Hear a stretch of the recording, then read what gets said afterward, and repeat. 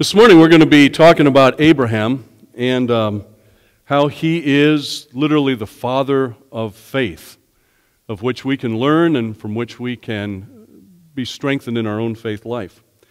First of all, we discover in the passage that was read that Abraham had a covenant relationship that was established with God.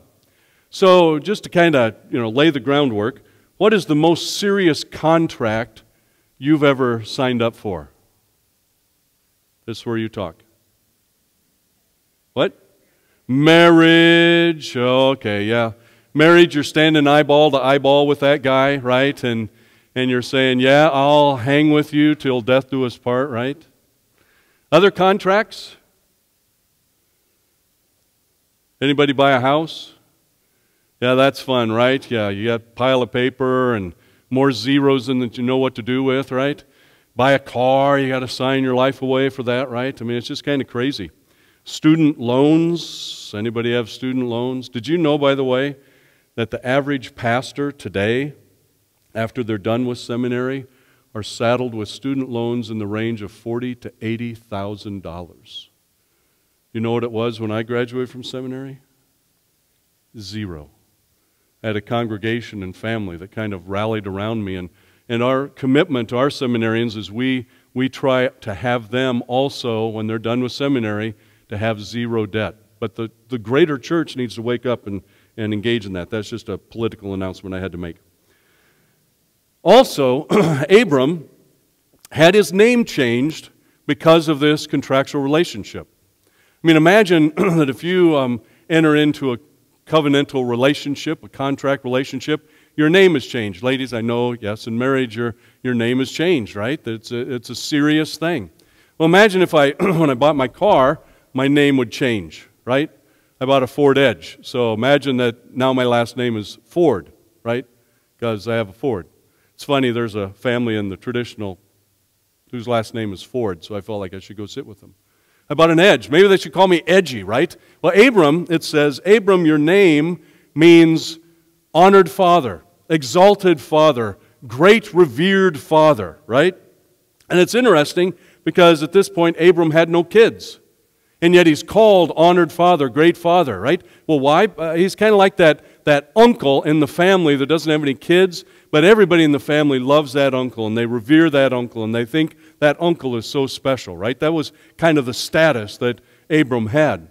And God says, because of this covenantal relationship, your name is going to change to reflect that covenant. Your name is going to change from Abram to Abraham, which means father of many, father of multitudes, father of nations, father of the Goyim. Meaning, you're going to have kids. Well, how was your contractual agreements ratified? I mean, how was it all wrapped up? What were the conditions? Buying a house, right? You got a stack of papers like this, and they take the first one off, and you got to sign it, and then you put your initials on the next one you initial, and you sign, and then you initial, then you sign and date, you initial and date, initial and date, initial and date, initial and date. You're about halfway down, I don't know about you, but the eyes just kind of roll up in the back of my head, and I don't even know what I'm signing anymore. It's like, okay, give me another sheet of paper, right? I mean, it's just kind of crazy. Well, listen to the condition for Abraham. He is told this: you are to serve in faith and live blamelessly. Well, if your banker, Bill, told you, okay, you get the house, but you need to live blamelessly, or that's a default on the loan. How many of us would sign up for that loan? We're all going, yeah, I don't think so. And the reason why is this: because when we hear the word blameless, our mind instantly goes to the law and conditions and rules and regulations, and we go, oh, I can't keep them all. I'm not even sure what all of them are, right? And so we miss what's happening in this passage.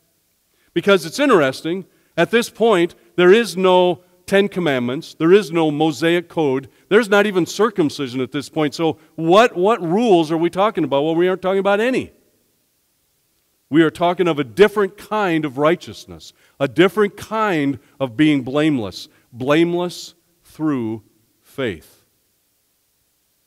Martin Luther, he was an Old Testament scholar, and he wrote a whole bunch of volumes on commentary on the book of Genesis.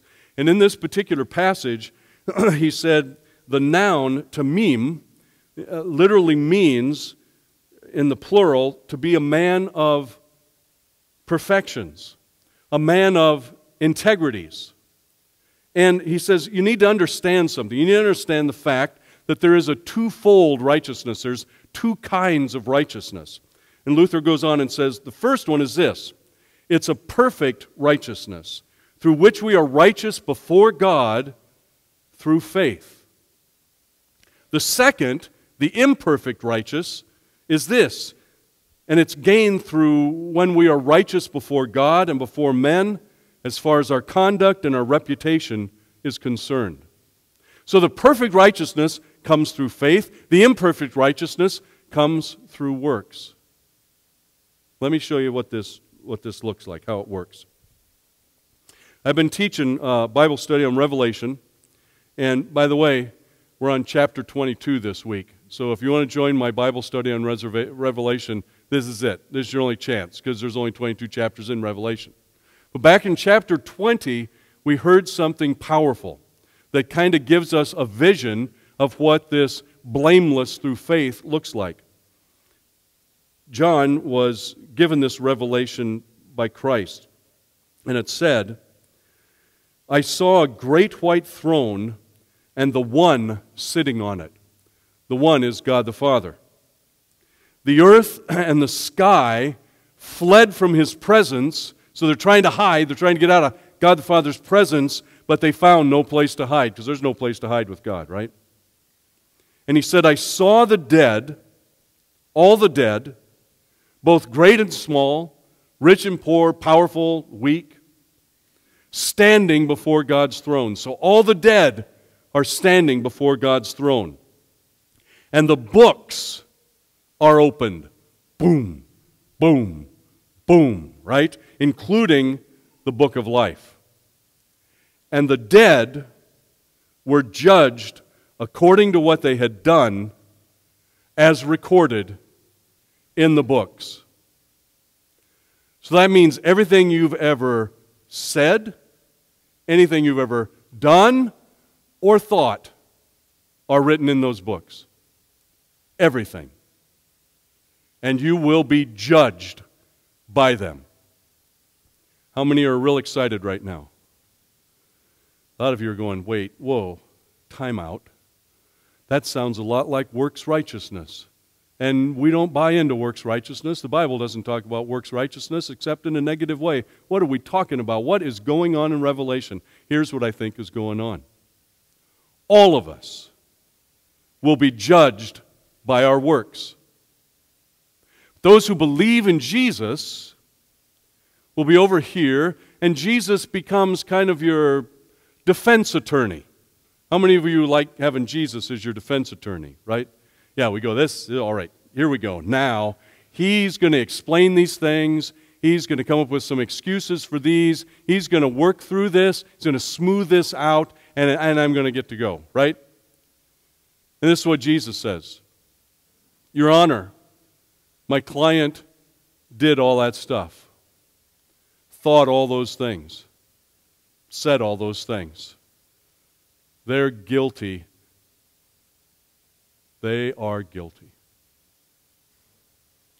Not what you'd expect the defense attorney to say, right? But he goes on. He says, but they believe in me. They trust in me. They have faith in me that what I did on the cross is enough, and it is a payment for their sins. And you are declared righteous, not by your works, but by faith. Those who don't want to have anything to do with Jesus, they say, yeah, I don't need Him. I'll be my own defense attorney. Good luck with that one, because all you got is the stuff in the books. Blameless by faith. Is that important? It just kind of means everything, right? In the eternal perspective of everything. Kind of moves eternal salvation right to the top, this faithfulness in Jesus. And it bears out in how we live out our lives as Christians in the here and now. I want to touch on some of those. The first is that this faithful understanding helps us to understand, come to grips with the fact that we are called as a church, as God's people, to be faithful rather than successful. Okay? I think one of the misnomers is that a lot of churches, and a lot of churches in the United States fall into this, in what I call a consumer church mentality. And a consumer church mentality works like this. You come here to worship, and you go, boy, I hope I get something good today. What am I going to get out of church today? What am I going to get out of Bible study today? What am I going to get out of Sunday school? I hope my favorite donut holes are still on the tray after church is over. I mean, it's all about me, right? And it moves into a success mindfold where you think that to be, a great church, that you have to have a huge bottom line, big budgets, right? Big buildings and big gatherings, right? That's a sign of success. Well, in Matthew 28:19, does Jesus say, hey, I want you to go into all the world and I want you to build big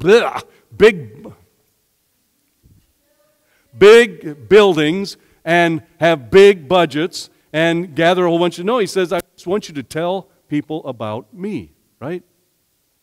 So instead of a consumer church, I think we're called by Jesus to be a producer church. And what that looks like is fundamentally different. Where we can do little acts of service, little things, little sacrifices for each other, right? Have you ever had somebody come up to you and go, when you did such and such for me, that was just, it was just exactly what I needed, and you really got me through the day. It really helped me. It gave me some insight, right? And you go, I don't remember doing that, but you just kind of say, okay, thanks. Or little acts of prayer and worship, where you come and you allow God to speak to you and you allow God to plant seeds in your life that are faith-producing. Or little moments of sharing the gospel with someone. When I tell you to tell people about Jesus, I don't want you to go out and buy a peach crate and put it on the corner of a street somewhere and grab a Bible and scream at people and wave the Bible at them and hit them as they go by. That's really pretty ineffective. What I'm really talking about are those small moments of vulnerability where someone is maybe bearing their soul with you and you have an opportunity to speak to them, to speak of Christ's love to them, to tell them why faith is so important to you. That's all it is. Remember what Jesus said the kingdom of God is like? He says it's like a mustard seed. It's the smallest of seeds. You almost can't see that seed, but it's planted in the ground, and what does God do? Produces this gigantic shrub that the birds of the air can build their nests in. God can take those small acts of faithfulness and do incredible things. Second thing is the realization that God can bring new life out of impossible situations. Sarah, along with Abraham, are promised that they will have offspring. She's never been pregnant. She's 90 years old. Had to be thinking, well, that promise has passed by. And yet she is told at age 90, you will bear a son. How many of you would like to sign up for that one? Yeah, it's just kind of like 90. Have you delivered any kids for a 90-year-old? Yeah, not many, right? I mean, it's even kind of weird to think about and kind of just uncomfortable to think about, right? And you know what Sarah did? She did the same thing you did. She laughed. She thought, that is the funniest thing I've ever heard. That is ridiculous, God. That's not happening, right? And what happens? She gets pregnant and gives birth to a son. And they name him Laughter. That's what Isaac means. Do you really trust in the power of God? No matter what is being thrown at you in life, no matter what is coming at you in life, no matter how much life just is careening out of control, do you trust in the power and sovereignty of God? I want to take you back into Revelation 20, verse 8. And it says this. This is after the 1,000-year period, whatever that is, and Satan has been locked down in hell, and now he is unlocked of hell, and he's released, right? And this is what it says. He, Satan, will go out to deceive the nations. He's going to go everywhere and deceive the nations. And he's calling Gog and Magog, these two mighty empires, to join him. And he goes to every corner of the earth. It says he gathers them together for battle. He's amassing a huge, evil, demonic, powerful army, right? And it says an army, a mighty army, as numberless as the sands along the seashore. You can't even count all the soldiers in this huge, evil, black, dark army, right? And it says, and they went up on the broad plain of the earth. They're on Armageddon, this broad plain. And they have surrounded God's people, and they have surrounded the beloved city. They are laying siege to the beloved city. How many of you are nervous? Yeah, you're all afraid to raise your hand. We got one person. Listen to what happens next.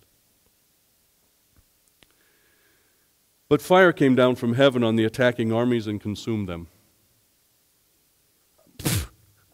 What kind of battle is that, right? I mean, Satan's amassing this huge force, and God goes, no, I'm God, you're not. Boom, it's over, right? Just like that. Do you believe in that God?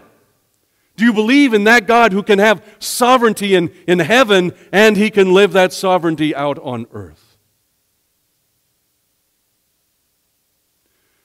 In order for that to become a deeper reality in the life of our congregation, I'm looking for a few prayer partners, people who believe in the power of prayer and want to see our congregation grow and deepen in its prayer life. What I want is to meet together as a team after I get all the names and reflect on what God's desire is for prayer in the life of our congregation, to pray for our congregation, to meet with other citywide prayer leaders of other congregations here in Omaha and to pray focusing upon our city and our nation. I want us to focus on the National Day of Prayer coming up on May 5th, to have like a 12-hour prayer vigil or something like that where members of the congregation can sign up, but people who want to help advance the prayer life of our congregation. And please don't, after church, come up to me and tell me that you want to do that, because I will forget just instantly. So email me or text me or something or call me and let me know, and I'll add you to the list of names. We already have a group of people from the East Campus that are excited about this. Number 3, faith discovers that God's power works through being selfless, right? Abraham is given this promise of an offspring. The promise is born. Laughter is born. Isaac is born. And then what is Abraham asked to do? Take that promise, that son, and sacrifice him.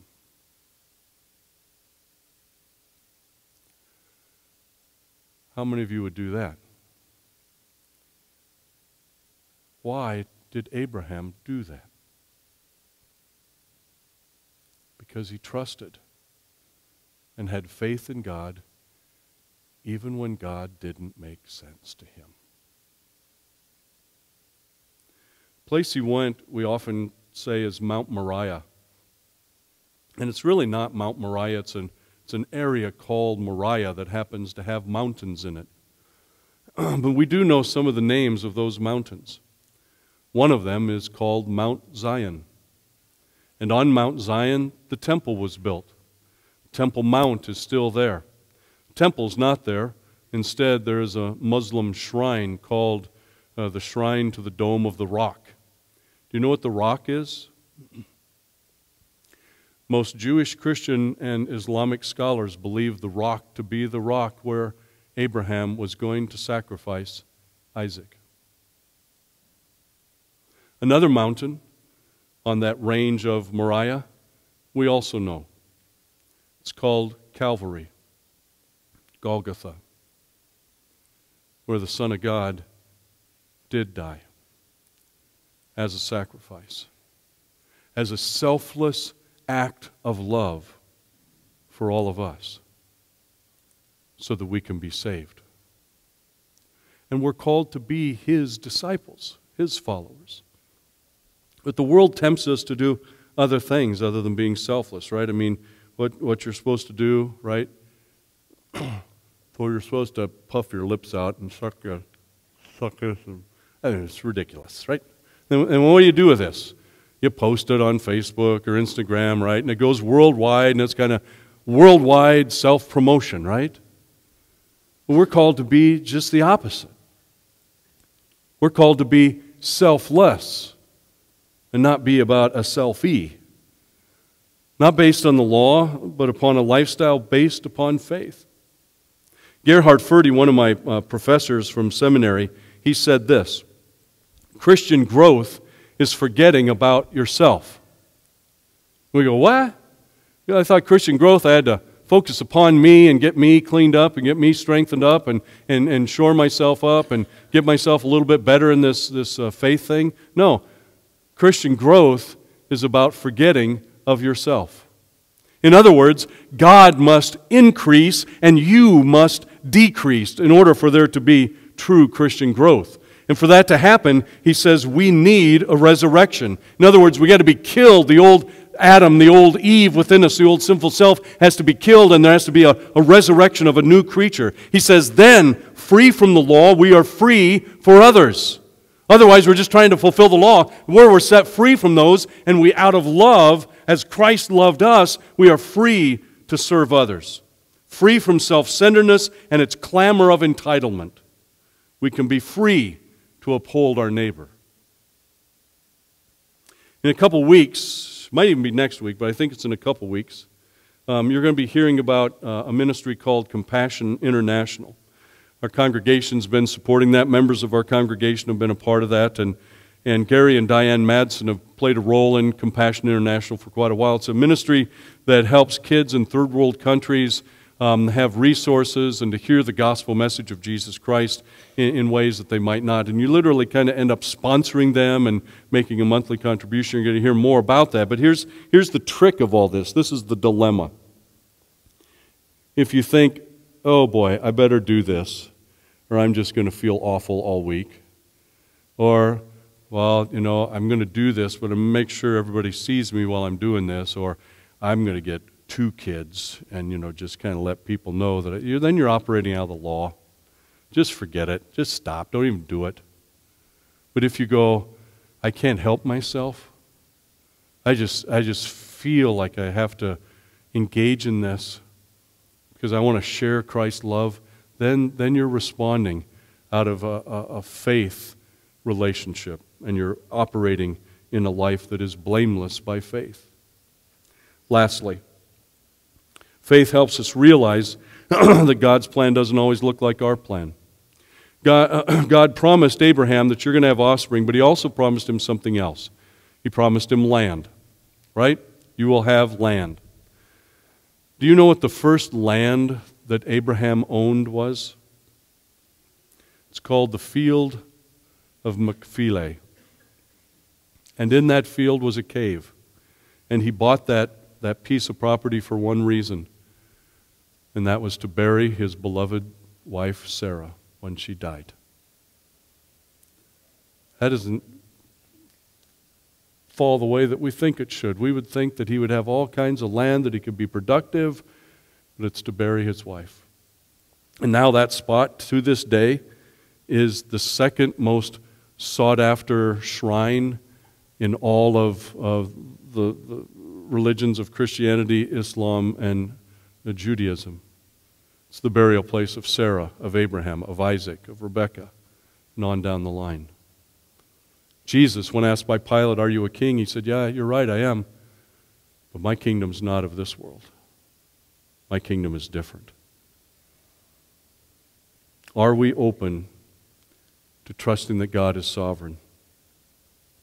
really praying, thy will be done on earth as it is in heaven. This fall, we're going to engage in a new focus of helping ourselves grow spiritually. And it's going to be based on a program called Faith Weavers. Pastor Lewis has talked about it, Randy's talked about it. And we're going to be preaching based upon the lesson for that particular Sunday. So we're going to be doing the exact same sermons at both campuses on that Sunday. It's going to be the exact same biblical narrative that's going to be taught in the classrooms, both the kids and the adults. I believe there's resources that small groups could use throughout the week as well. So everybody's going to be focusing and talking and living out the exact same biblical narrative. I mean, imagine, parents, you're driving home from church and you say to your kid, what'd you learn in Sunday school? And they say, nothing. You go, I don't think so. I know exactly what you learned. Let's talk about it, right? And you have an opportunity and you have the resources in hand to disciple your children in the faith. That's what we're called to be. We're called to be people who live this blameless righteousness through faith.